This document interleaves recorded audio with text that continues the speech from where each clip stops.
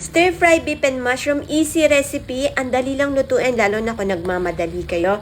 Share ko na sa inyo kung paano lutuin. Ito yung mga kailangan na ingredients. I-marinate ang beef sa soy sauce and oyster sauce at maglagay ng baking soda para lumambot. Magpainit ng mantika sa pan at i-sear ang beef. Itabi sa side ng pan ang beef at gumamit ng Jolly Mushrooms whole na may dagdag sarap at sustansya dahil ito ay rich in fiber, protein, and antioxidants. Ilagay ang garlic, ginger, at onion.